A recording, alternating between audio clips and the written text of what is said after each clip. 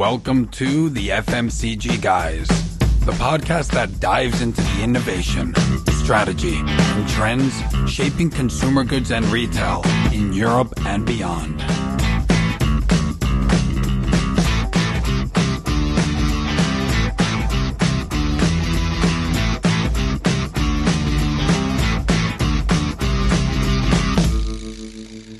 Right. Welcome to the FMCG Guys podcast, live from Nimble's New York office here in Manhattan. If you're listening to this podcast, you can watch it on YouTube. And if you're watching us on YouTube, welcome. Very excited to be here to talk about, I think, probably the hottest topic in the industry, which is AI. But we're going to combine that with the conversions of data. And I think we hear like a lot of like experts talking about it.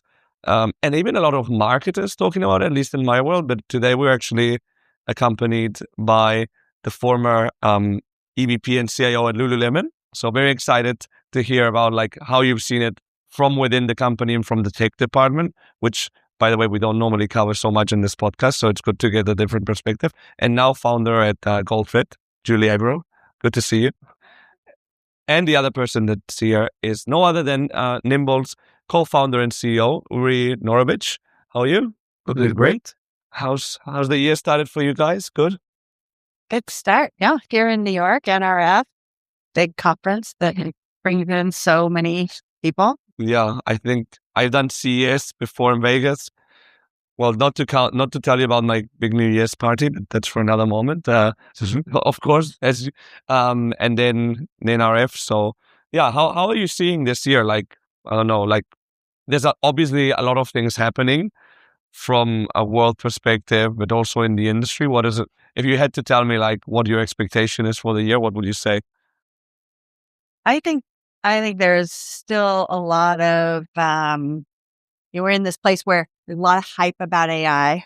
People know that they want to do it. They don't know what that means. And then there's a lot of incredible advancements on the technology side. So interesting how those are going to be coming together where companies really realizing how to take it down from the magic into how they can actually improve the business in bite-sized pieces. Yeah, absolutely. In 25, we saw a lot of experiments, people working with AI, trying to figure out where AI can actually be deployed and provide value. In 26, we're expecting to see agents starting automating works that people were doing in the past. So either that we're going to automate some headcount or automate manual works that people are doing, or on the other side, that will gain more efficiency and generate more value for the enterprises. When was the ChatGPT boom? Was that 22? Yeah, I don't know if it feels like longer or shorter, but it's been interesting, no? Because like there was a bit of conversation about AI, but like it was weird because like from one day to the next, it just went to like in any conversation. Yeah, for me is that for a really long time, I've just been a nerd. Just doing computer, just doing data science, and I do remember that in a ChatGPT moment, that people do understand that they can actually communicate with computers, communicate with that investment in technology. My mom called me and said, "No, these computers are useful," and now we all see that we can implement and we can inject AI or computers in general and to automate a lot of the work that we're doing today. And I do think that's not only that AI is been changing. Since COVID started, retailers and CPG started keeping the pace of advanced technology. And we're seeing, and you probably saw that in your career, but in a lot of places, that adding more technology into the day-to-day operation of the retailers or the CPGs is to change and provide impact. Yeah. And I think the moment that you talked about when ChatGPT came out, right? AI has been happening for over a decade, but once it got into the hands of every person where they could interact, it makes sense. And so I think that's when the nerds became super relevant, right? The age of the nerds. Like I get it, yeah. But also I think that as much as people are CEOs or CIOs or analysts on Wall Street, we're all like citizens. So I think that when that came out, the questions to the CEO was like, "What are you doing about AI?" No, it became like, "Why you?" I don't know. You probably both saw it in your capacities, no? Yeah, absolutely. And something that we're seeing, those who are not adopting AI were left behind. As an example, what we do at Nimble, we're helping these enterprises to know exactly what are the prices of every product in the market. So if you are a retailer and you're selling your product, either at a physical store or an online store, the prices of your product and your competitors are online. So if your competitors know the market prices better than yourself, he can price his product better, so he can win the market. So today, AI is not only as something that is nice to have. If you not have it, you're basically left behind. Yeah. Well, I think you're talking about a huge transformation, especially when we talk about traditional retailers, because you look at pricing information, that might be a monthly meeting where we get together and, we review pricing strategies, or maybe it's even set a year in advance. And what you're talking about is creating the organizational capability to be able to respond to those price changes in a minute, which is not just data, right? It's changing the distribution rights, the decision rights of everybody involved in those. So it's not one meeting where we all get together and we talk about it. Now we're giving that control over to an agent, and the business is different. Yeah. And I would say even more, that not only that a business can do way more with AI, but also consumer changing the way they're making decisions. With the advent of agentic commerce, we are now not checking only one product before we're making a decision. We have an agent that can help us to check 10 products. So consumer changing their mind, consumer moving way faster. So the businesses need to move faster. And the great part is that consumer adopting AI, enterprises adopting AI, so everybody can move faster. Yeah, I think that's the two sides. There's the front-facing part of like how, for example, retailers show themselves to consumers, but also like the whole back end of which I'll ask you later, like how is the business taking AI and data to take decisions, but that consumers don't see, but consumers benefit from it. You know what I mean? For the benefit of myself, but also the listeners, can you tell me, Uri, a bit about like what Nimble does? You talked about like real-time pricing data. How would you talk about Nimble in general? Absolutely. So competitive pricing and knowing what your competitors are doing and how the product is being priced, availability and assortment, it's something that's been there since forever. People do send people to the physical stores, take pictures of the products, reporting back to the headquarters and the boardroom so you can make decisions. We saw that opportunity in Nimble. We saw all the product and all that information is available online. And AI today can generally search in the web, but AI cannot provide the accuracy and completeness the enterprise need to make a pricing decision, to make a product decision. Either that you are an e-commerce department and you want to understand what will be your product information management or how the digital shelves look like, all your strategies, or you are the merchant and you want to understand how you should price your product. Or even if you are in the supply chain and you want to understand where the availability and assortment in every store or storefront, all that information is available online. So what we do at Nimble, we train AI to go for scanning all the retailers globally, and we have an agent that's scanning every storefront in America and in globally. Stream that information. And the Nimble platform organize the data on the SKU level, on the store level, and provides this data in accuracy and completeness that's needed to make business decisions. And today we are very proud to work with most of the Fortune 500 companies and the retailers and the CPGs and providing real-time data to drive their agents. And our customer protect their gross margin, find new opportunities in the digital shelf, can understand if a product going below minimum advertising price, and eventually generate new opportunities for the business. And that's like you have all this like a digital platform. Yeah, absolutely. So Nimble, unlike a lot of players in the market, it's using humans, it's doing web scraping. And this web scraping is fragile, is error prone, and it's really hard to maintain, especially whenever e-commerce is moving extremely fast, new promotion and the shelf is changing all the time. We have trained AI to do that. So we spend a lot of time in a lab to get to the accuracy and completeness that's needed. Every action that the agent is doing is being stored. We're taking screenshot and we store it. So all the time you can validate that the data that you're getting, you can trust. And then we're connecting our AI to every agent that's been deployed to Copilot or to Gemini or to ChatGPT. And right now you can make smarter business decisions. You can simply ask, what is the price of a butter in every storefront in America? and you can get that information. Well, in the past, you need to go and hire a lot of people that will go to all the store, take pictures. And probably like, if it's an agent that's been well trained, they can cover much more ground than a person, no? Yeah, absolutely. That's a sad reality of us as humans. We have limited capacities. Yeah, our customers saying a lot of time that we as Nimble, they can go beyond human capabilities. In the past, human got a lot of abilities. We can go to the store, we can do a lot of stuff. Nimble agents can do one thing. They cannot decide which coffee is better. They cannot add the coffee to the specific basket and go outside. They can just go and add it to the basket and see what are the prices. And what our customers are doing, that's the same as Julie just said before.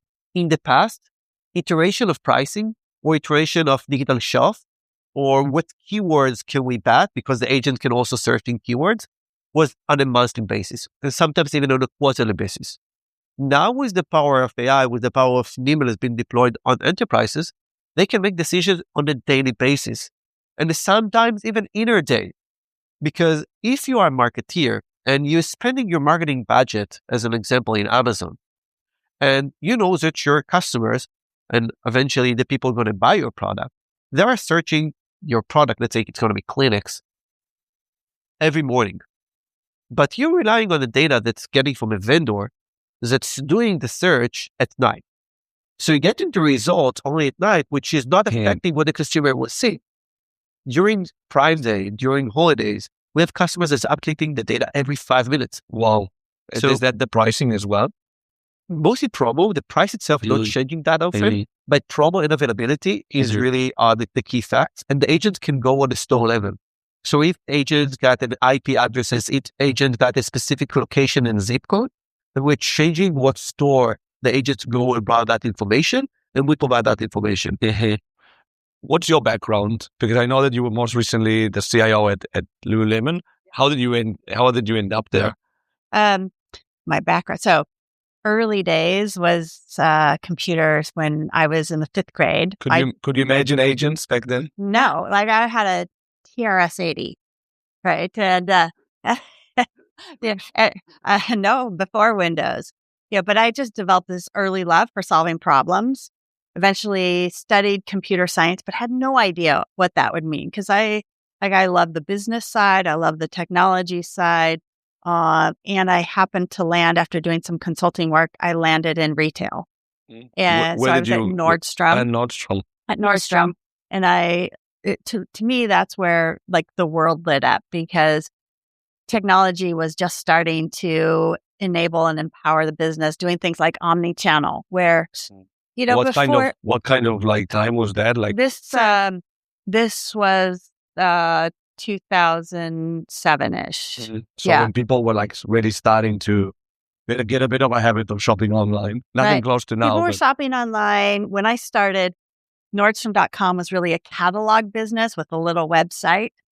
And so, we grew the audience, realized that they weren't necessarily the same people, but the people that were shopping online were the same people that were going into the stores. So all of these incredible just realizations that today seem basic, but we were learning them. And we turned all of the Nordstrom stores into warehouses, right? Through omni-channel fulfillment, which was a breakthrough, right? The turn increased in all the stores, all the things today that we just know as like, of course that happens. It was an incredible time. And then I went to REI, which is a nationwide outdoor company here. And very well known for its that every customer is like a co-owner of the business. That's right? A co-op. It's a co-op. Yeah. And I became the CIO there. And then in 8 years ago, Lululemon called me. They were a $2 billion retailer, Canadian. I live in Seattle.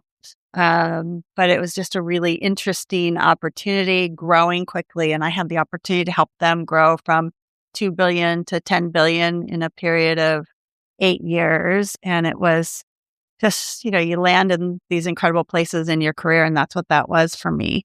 How come why do you think you had like an affinity to technology, which is typically also a more like male dominated area of the business and just in general, like I think we guys, now it's changing actually a bit. We've traditionally played more video games or been more on computers and so on. Well, and absolutely. When I was deciding to study computer science, I was not the norm for sure. But for me, computers are so logical, right? And powerful. So that was why I loved it. I always loved solving puzzles, and I just like the creative. Maybe I'm a nerd too, a nerd at heart. But then pairing up with the business, that's really where the magic happens for me, when we can use technology to create new business models, to rethink about the opportunities in the company. Yeah, because what does like the day-to-day of a CIO look like in terms of like, we all hear CIO, but what do you actually do? Yeah. Strategy, meeting a lot with the leaders. So on the business side, figuring out where the company is going and how technology can enable that. A lot of times where it's blocking. We grew in China. I had to build a whole team in China that knows all the local platforms and, super relevant in China. And then as we were growing internationally, you need a website, you need the whole everything to power the stores, the customer management, and you start, building all of that data, bringing that data in across the enterprise. There's supply chain, of course, there's marketing. There's just like a whole bunch of different functions in retail that all aggregate data. So many things in retail, so many elements to look after. Yeah. One thing that's really interesting to me, because you're one of the rare persons that actually took a business and did it more than one time, and through technology helping to do the transformation. And eventually you took Lululemon and be part of the executive leadership. That's the company went from 2 billion to 10 billion in very short time, which is incredible. And here in America, we do see how Lulu has been growing, and we do see how some other competitors going to the market, and we do see how the market started reacting for the movements that Lulu started, which is fascinating. And I know that Lululemon is unique because they do control the full supply chain. Yeah. I'm wondering how you can apply for first principle what you saw from Lululemon as an example with the power of AI today, with the power of Nimble today. What will be the impact of the business of having real-time data of what's the competitor doing, what people are talking, what's the market is reacting? I'll give you what I think is the best example where Lululemon from a technology perspective is different than other retailers that I've seen. Because they do own that full life cycle go to market, they started implementing RFID really quickly. So I'll go back to Nordstrom. When we turned on omni-channel, you're in some ways guessing at the product that you have available. If ideally these virtual, like electronic tags, right, that you can track your merchandise, you can right? uniquely identify every single product and where it is, every single item. And so we tried at Nordstrom, we did a pilot for RFID because conceptually you can understand how powerful this could be if you can know exactly where every product is at every single moment in time. And it was really difficult. We even tried it just on a category of merchandise, but in a store that's 100,000 plus square feet and you've got lots of different items. Let's just talk about shoes, right? If you're going to RFID a shoe, do you put the RFID tag on the box? Do you put it on the left shoe, on the right shoe? What happens if you no longer have the box or the right shoe? So, there's just a lot of complexities that come in. Lululemon eventually solved those, but at the time, given the merchandising mix of Nordstrom, it was too expensive and it was not sustainable. Then at Lululemon, they had invested in RFID early, maybe 2013. And now it's a competitive advantage because at Nordstrom, you couldn't show every single item that was available. You had to guess. So you put in threshold. If I have these shoes, maybe I'm only going to show 80% of them online because maybe that 20% I'm never going to be able to find. But at Lululemon, you can show, because you have confidence, you can show a much higher threshold and not result in customer cancel. But when we first went live at Nordstrom, we had over 50% cancel rate. because we just said, yeah, everything's available. And then you were looking for, a pair of black socks and They were not there, but they showed up anyway. yeah. Interesting. Yeah. Not guessing is important, right? Yeah. Yeah. And so data gives you that power to be able to, really optimize your business. Like if you can, as a retailer, if you can show every product to every channel where customers are shopping, optimize your whole inventory. And one question, because I could see like why for a marketing leader or a CEO, like data would be important. Why is it important for a CIO? Well, because the CIO is the one that's enabling the entire business, right? So my business partners are the head of retail, the head of e-commerce, the head of supply chain. And so, I want all the data. I want all the data to be available. I want it to be perfect. I want it to be real time. Of course, it can't. But the better the data is, the better job that I can do in helping enable the business. Yeah, I guess that your role is a lot about like, you really need to understand the business. Yeah. Because there's so many like innovations or investments you could do that you have to understand like all the communicating glasses, so to speak, to see like where it makes more sense, no? Right. Yeah. You have like, I would never do technology for technology's sake. Even when we went to the cloud, right? You do it because it serves a business problem. Yeah, absolutely. And I do think that in many cases we come into the boardroom and then the CEO will come and say, hey, I want to know how my product is being priced versus my competitor. I want to know exactly where the margins are, what can improve, where I'm losing market segment. And then we're getting inside and we start surfacing the data. And whenever a strong CIO sitting in the room, we know that the implementation time is going to be way faster. And eventually the business is going to unlock way more business value. Why? Everybody wants to be data-driven. This is true. Everybody wants to be data-driven. Everybody wants to make smart decisions. But in reality, they are nitty-gritty. As an example, the RFID of, let's put RFID, but should I put it on the box, on the shoes? CEO said, hey guys, go figure it out. And then the executive leadership need to work together to implement that strategy. And I do think that whenever the technology side of the house and the merchant or the e-commerce working together, is that's the way the business can win. Yeah. And another element I wanted to talk about is the data seems like a fixed picture sometimes, or it has like that like prejudice a bit, I guess, that it's like, oh, like, why do I want the fixed picture if I'm like taking decisions for tomorrow? And you and me, Yuri, in June, we were in a panel.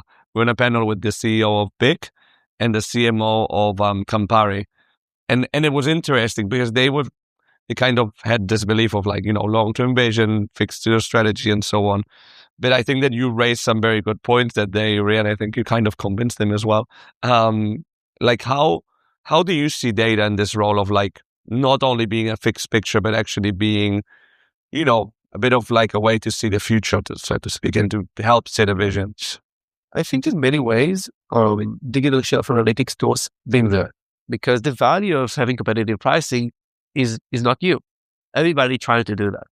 And the way that the market is doing it today is by using humans. These humans either is going to the store or doing web scrape. And the output for the businesses is getting data every month or sometimes data every day, but the data is very rigid. So the data cannot provide exactly the information that we need. Where we are coming in, we're allowing these businesses to do fast iteration, to ask questions. The AI will go search the information in real time, will summon the result in real time, and then they can ask you follow-up questions.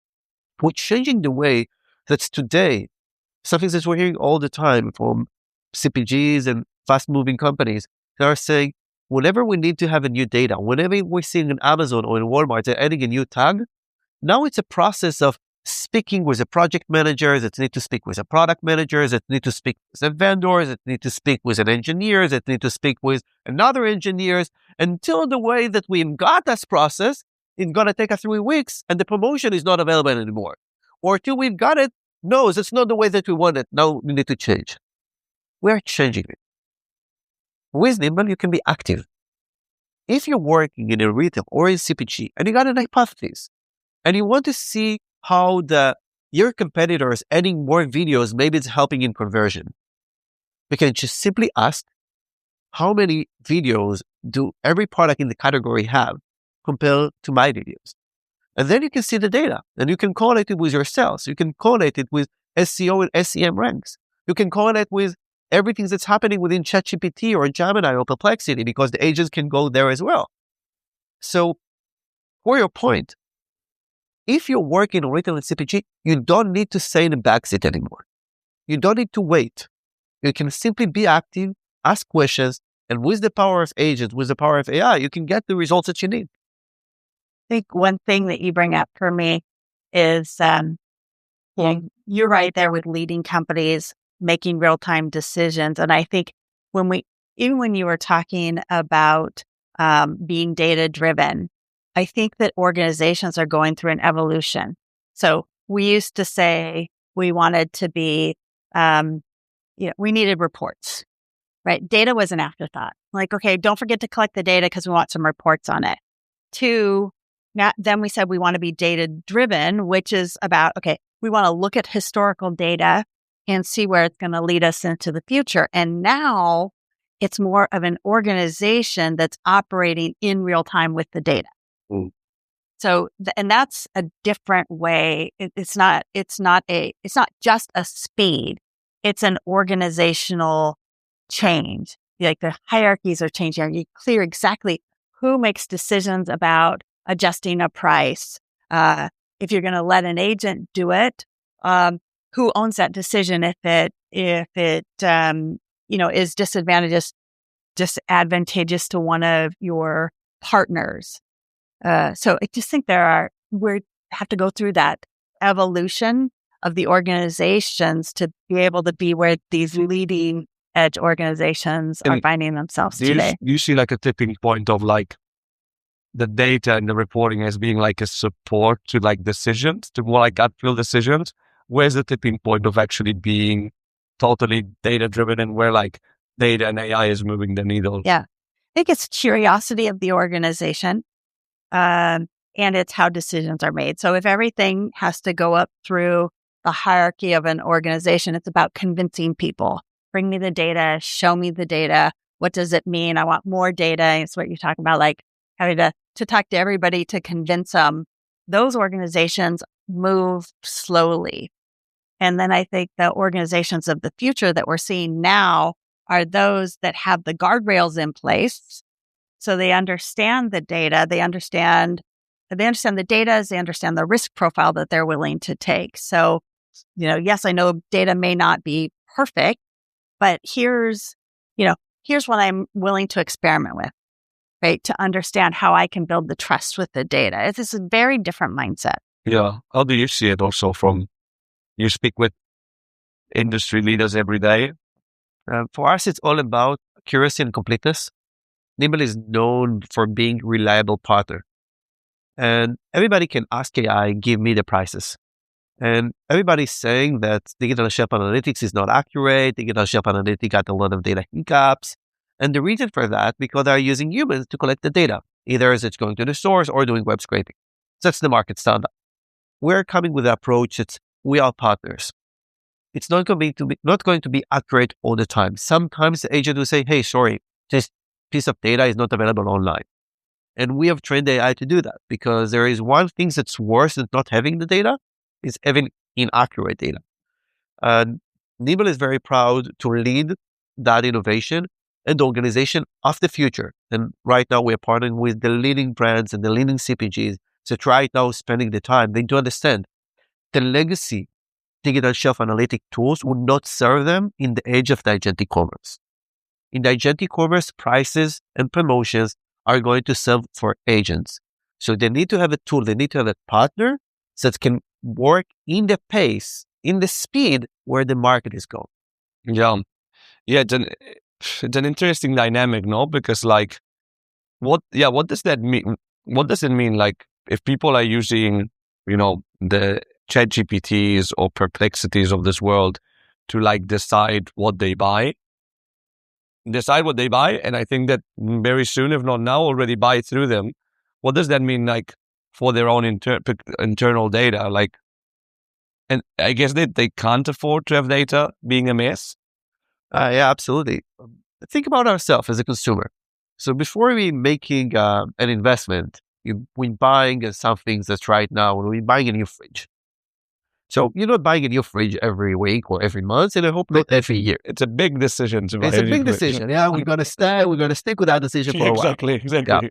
And right now we've spent some time. We've been working with ChatGPT or with Gemini or with Copilot, and we've done the research and we call our friends, and maybe we even went to the store and we saw that, okay, it fits right now.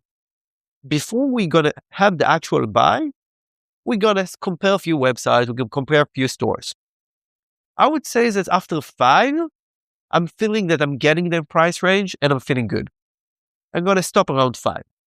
Right now, when I have a team of agents that's working for me, I'm telling ChatGPT, I'm telling this AI, go check for 100 websites. I don't care. He's checking for me. So right now, the consumer changed the behavior. In the past, after 3 or 5 websites that you're comparing, you just make a decision.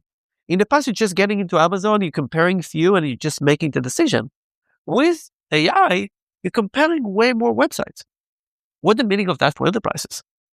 I'm less affected by the experience in the website because the agents will do that for me. I do affect by the brand, the price, and availability. That information, availability and price, I don't care. Nimble do provide all that information. Right now, you can have the prices. Right now, you can win the market share. But it's interesting because if we're buying through agents and that means that we need to be innovating not innovating as well. We're like changing and updating like web promo very fast. Does that mean ultimately that we have to like outsource a lot of, not only the research, but the decisions to agents? I do think that we're moving from data to insights to actions. The organizations of the futures will have humans that's managing a command centers of agents work for them. So the humans and the business decision, and I'm keen to hear your thoughts about it, will set the rules, will say where to go, what are the guardrails, what my relationship with the partner. And then they will oversee how the agent has been working. So they will have a lot of small digital workers doing work for them, and they will tell them what to do. Yeah, I agree. And I think it's, that's the future. And, for some people, the future is almost here. Others, it's not. So that's that journey. I know you see this all the time when you're working with customers, like how do you build agents that have the transparency that you need, the trust that you need, so that you can build this decision-making framework that allows you that automation because you trust it. And data, like you have to have trusted data going into it. Yeah. And the true reality is that in many cases, the first deployments, that's what our agent is doing, is creating the old and no scorecards of us versus the competitor. The same scorecards that Nielsen IQ has been providing, and all the others like data vendors have been providing. And for our customers say, hey, the first time is that we can get it fast. So getting the same manners that you're used to, that you're familiar, that the people are being trained, and then starting offering more advanced capabilities as part of the agent, because it takes time. And one question, how do you solve, because we talked about like because they always say if you want to do AI, you need to have your data in place. How are you solving that from Nimble? Is that something that you help companies as well, like ramp up so they can be ready to do the next thing? Julie and I had a lot of conversation about it. It always starts with the foundation. It always starts with having a proper data foundation in the company. And we extremely happy to partner with Microsoft and Snowflake and Databricks as a data vendors and the data lakehouse. And the organization do understand they need to have this data stored. And it's a big shift because in the past, you used to just log into an app. And in this app, you get your competitive pricing and a vendor doing everything for you. And right now, we do see that this enterprise say, hey, we want to have all this data. Just give us the data. We will mesh it. We'll combine it. So where we're coming in, we're helping them to get the data instead of lock-in vendor.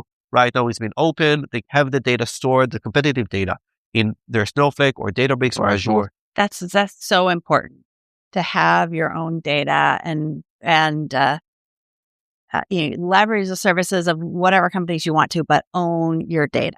And so for a retailer, it's that, it's the primary, it's product, it's inventory, it's your customer. Those are the most important things. And I see the same thing, but I also see with smaller companies, they're forming, I was just meeting with a company, it was super interesting. They have a small technology team, maybe 10 people. 3 of them are about data. Oh. Right. So they know that from the very beginning. We want someone who understands how we're going to architect our systems to get the data that we want and how we're going to make our secret sauce inside something that no vendors or even employees can ever get to. So how do we create our own agents that keep what's special about us special? Is that kind of what you also do day to day? Like, yeah, because one could think, oh yeah, we have an agent, we just deploy it into wherever, let the agent do their thing. I guess that every company has their own. Absolutely. People think about digital shelf analytics and people think about competitive pricing in general, that, oh yeah, you're already scanning everything. But the true fact is that every leader got his own view on the market. What's important? Right now, you've been optimizing click and collect. It's extremely important to know exactly what's happening within click and collect. But right now, the e-commerce team know that specifically Spain and France are the most growing market for you. So you want the agent to go and do click and collect in that 2 specific regions. That's what's important for you. And then the agent will go for the nitty-gritty to the information on your product and your competitor product. But different company will say, we just see a surge in our demand because we are thinking that agentic commerce changing the way it works for us. So we want to zoom in specifically for our agentic commerce in specific stores in the West, in America, is been changing. So you're telling the agents, go scanning that sources. So what we do, we basically translating the hypothesis that the business has. And because we're coming, unlike traditional pricing tool that's work with rigid humans that need to set everything, we can just train the agent, go specifically there, pull the information that you need, and then basically it's an extension of your team. And what kind of gap do you see between everything that we're talking about and what's actually like possible for? And maybe we can differentiate. I think it would be interesting to differentiate retail, like a Lululemon, that basically the consumer shop into CPG brands, which very rarely or very small percentage go direct to consumer. So I do think that Amazon and Walmart and Target are doing big changes all the time. And Amazon, Walmart, and Target are partners for the brands, for the CPGs, and they're sharing a lot of information. But having that information and adding an extra layer of real-time digital shelf analytics, what's happening right now on the shelf, is the true power. So what we do, we're helping these amazing e-commerce leaders, amazing head of merchant, amazing head of growth that do want to push their business forward to deploy another layer of agents. Sometimes we adding our layer of agents on top of existing digital shelf analytics, and sometimes they're replacing completely the digital shelf analytics with team of agents to do this work for them. Mm-hmm. So you could be working with one of the big digital shelf solutions and work with you guys at the same time. Yeah, absolutely. And we always partnering with the physical store companies, and we have native integration with all of them. So it's important to have the complete picture, full data, as Julie just said. If you don't have the full data, it's hard to make decisions. And we help the brands and our customers to excel and win the market. This is the alpha. This is the edge. What type of resistance do you normally get? Well, in your experience from your colleagues of like implementing or being more data driven? Yeah.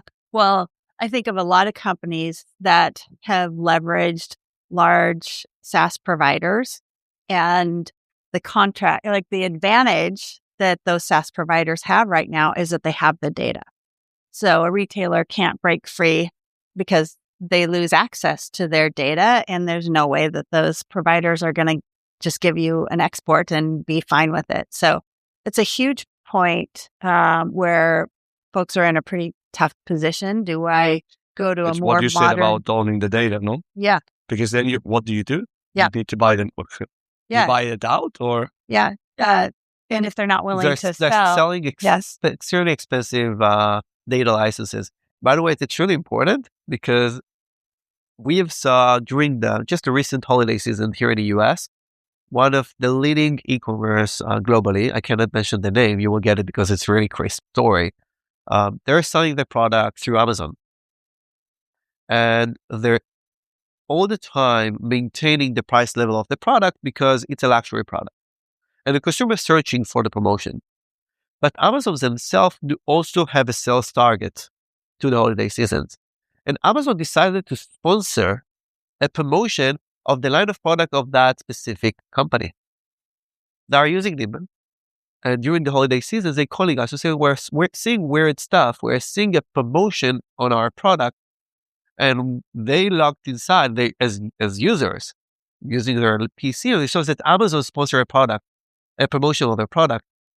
Because they were using Nimble, they've been catching that right away. They called Amazon, and Amazon said, "Oh, sorry, it was like an automated AI." By the way, AI is a mistake that catches it. So I think it's important because if you're working with a vendor that's not sharing this data, it's hard for you to prove it.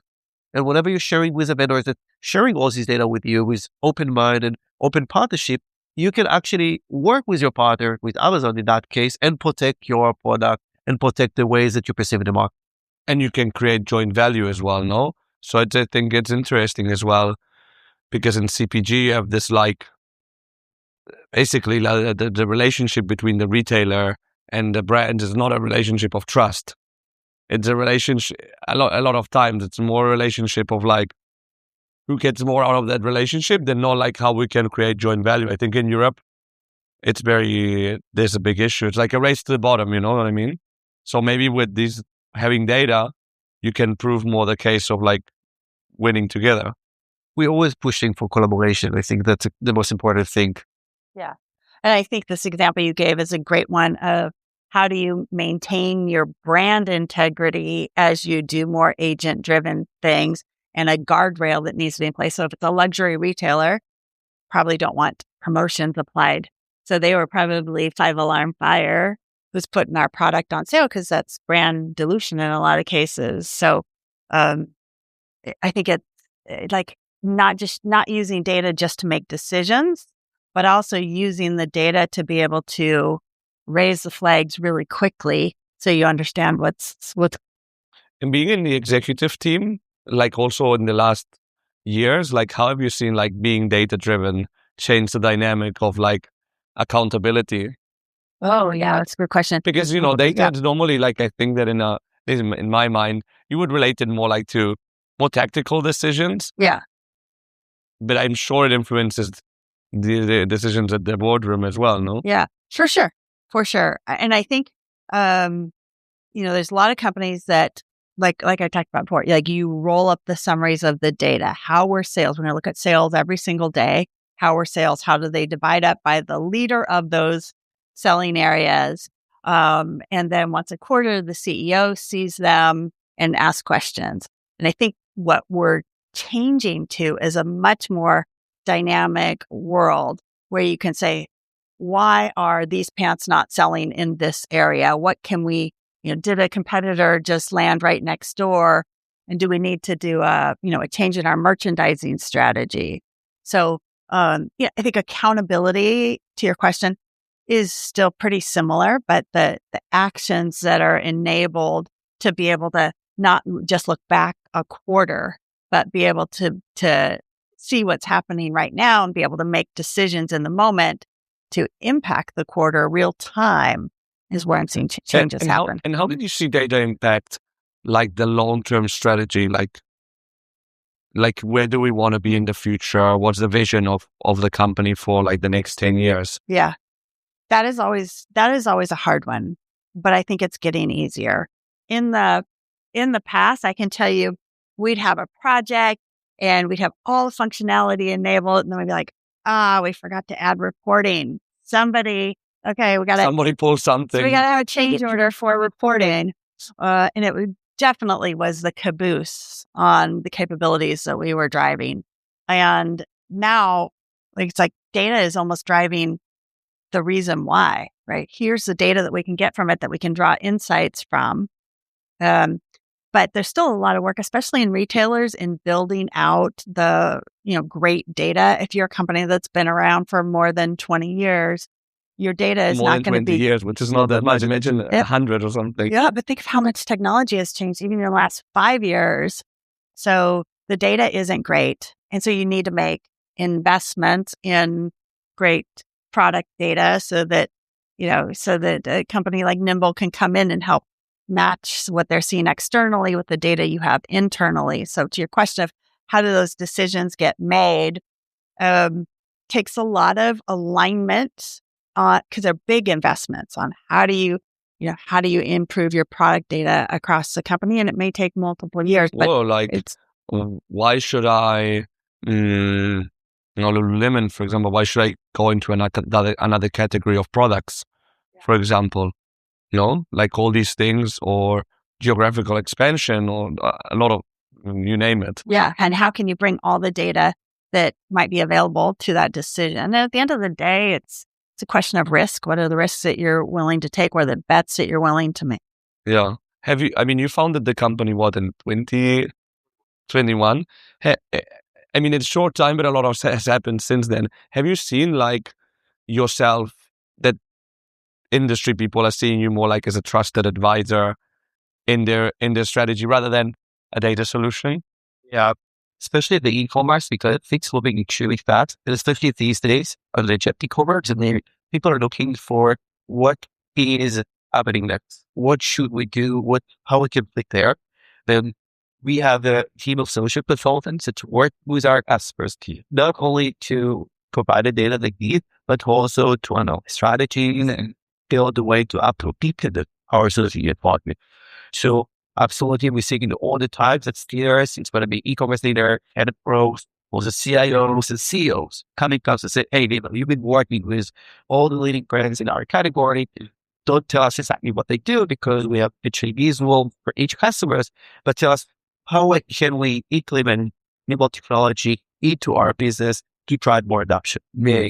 Well, look, since you mentioned that you're a trusted advisor, now I'll ask you to be a trusted advisor to our audience. And I want to separate it I'll ask you about retail, but to you, I'll ask you, since you work with retailers, but also with CPG brands, what would be your number one recommendation? Maybe it's the same in terms of what can they do about agentic?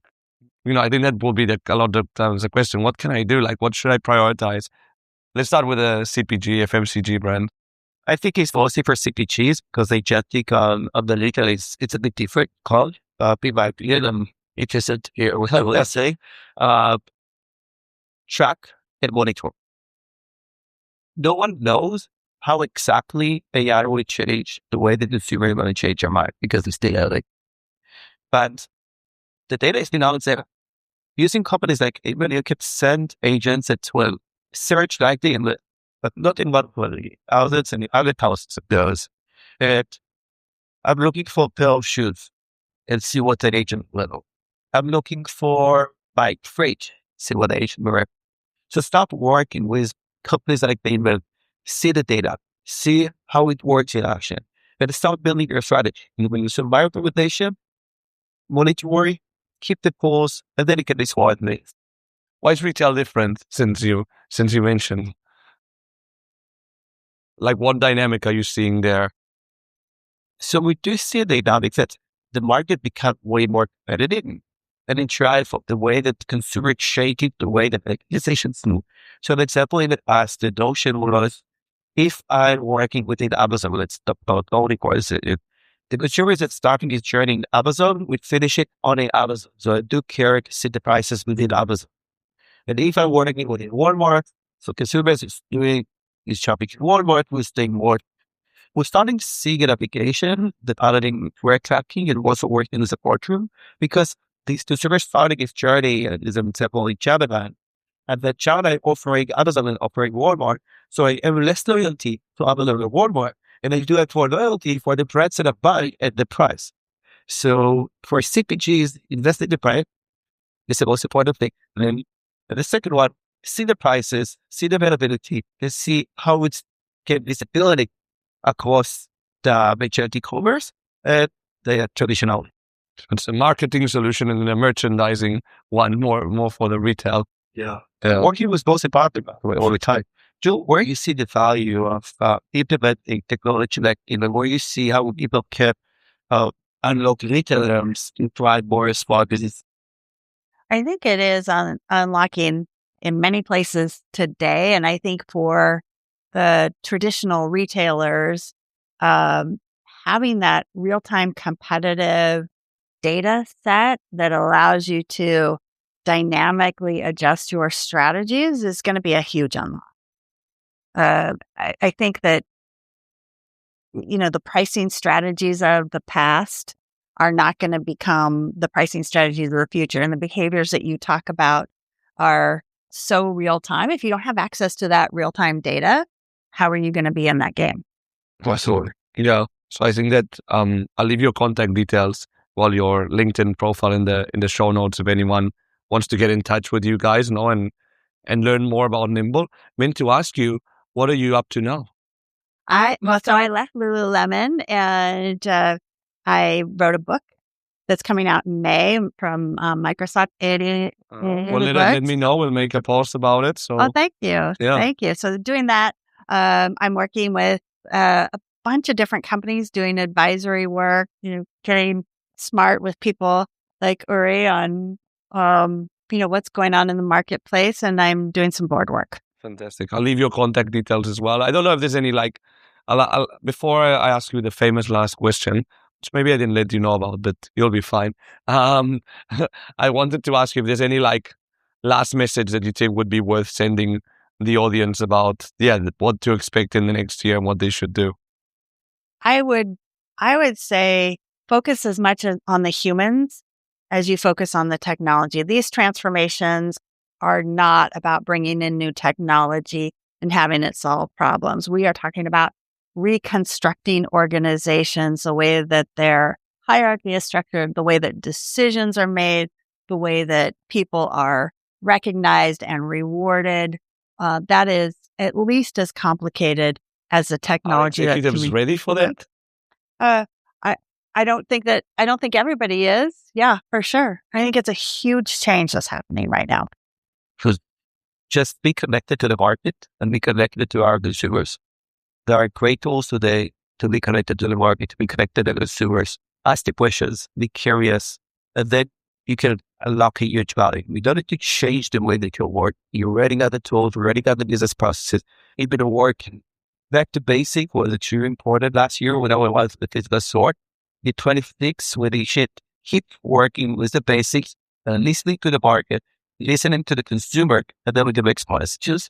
Cool. Well, the famous last question is, if you went back to the beginning of your career, what would be that one piece of advice you would give yourself with all the lessons learned? That I would tell myself, you got this. You're enough. Don't pretend like you're anybody else. Don't feel like you have to stand in anybody else's shoes. It's your life and it's yours to lead. Believe in yourself. Just keep working with the things that you do believe in, what you consider to be right. Don't look anywhere else. And that's eventually without work would pay off, which is very similar to yours. Yeah. Did you copy me? I wish. No, but that's where I started to do this on us, yeah? From the beginning, he copied you. No, but I think it's very interesting. I think the conclusion that I have is that being data-driven is no longer an option. It's just an obligation, basically, that agentic commerce is kind of intimidating because I think it's just going to change the whole game. And in agents in general, be it in how we buy, but also how companies have to operate and be very quick. And I loved what you both mentioned about people, right? In order to do that change, not only about implementing a technology, and that's coming from a CIO, but it's about the people that can drive that change and are ready to drive that change. So thanks a lot, guys, for joining me. Well, thanks to our audience for tuning in. Remember, you can get in touch with these two amazing whiz kids in the industry, and we'll see you in the next episode of the FMCG, guys. Have a great one.